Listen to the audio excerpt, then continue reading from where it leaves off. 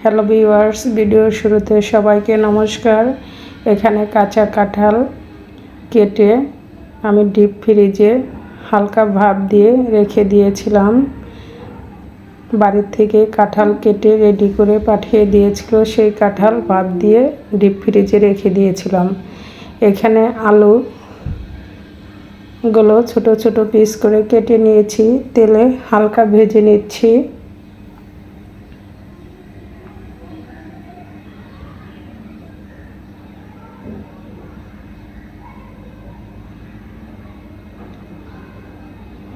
আলুগুলো ভাজা হয়ে গিয়েছে, চুলা থেকে নামিয়ে নিয়েছি। অবশিষ্ট তেলে দিয়ে দিচ্ছি তেজপাতা, শুকনো মরিচ, এলাচ, দারচিনি, গোটা জিরা।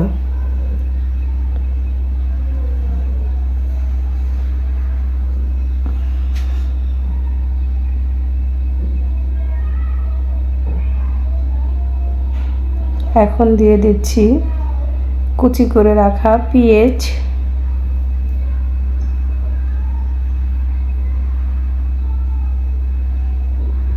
আর গোটা রসুন। সবগুলো উপকরণ একসাথে দিয়ে হালকা বাদামি কালার করে ভেজে নেব। এখন দিয়ে দিচ্ছি আদা, পরিমাণ মতো আদা দিয়ে নেড়ে চেড়ে হালকা একটু ভেজে নেব।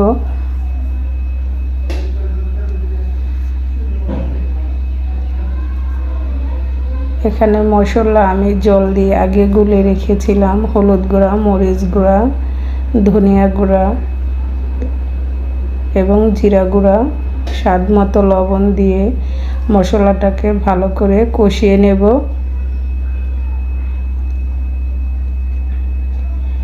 এখানে চিংড়ি মাছ নিয়েছি।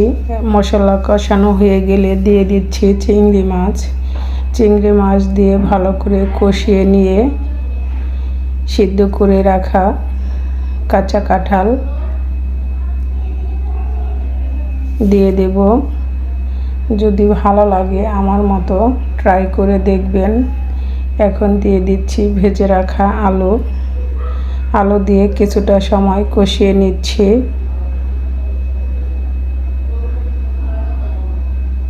যারা আমার ভিডিও রেগুলার দেখেন তাদেরকে অসংখ্য ধন্যবাদ। নতুন বন্ধু যারা আমার ভিডিও দেখে এখনও সাবস্ক্রাইব করেননি, প্লিজ তারা সাবস্ক্রাইব করে লাইক, শেয়ার, কমেন্টস করে পাশে থাকবেন।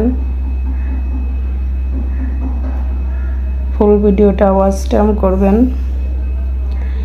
এভাবে কষিয়ে নেব কিছুটা সময়।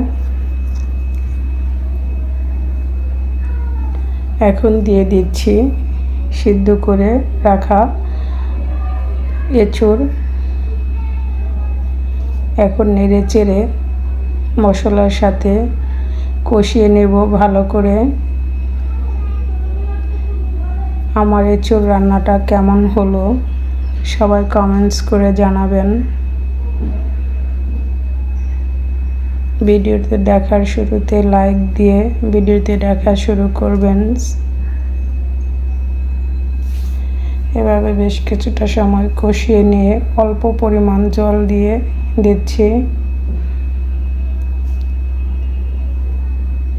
এভাবে এঁচোড়ের ঘন্ট রান্না করে খেয়ে দেখবেন, খেতে কতটা সুস্বাদু লাগে।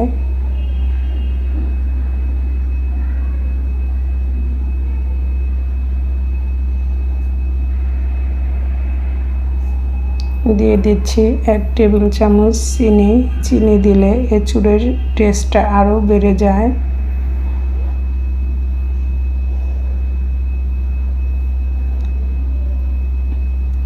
যদি চিনি দিতে ভালো না লাগে তবে চিনি না দিলেও হবে।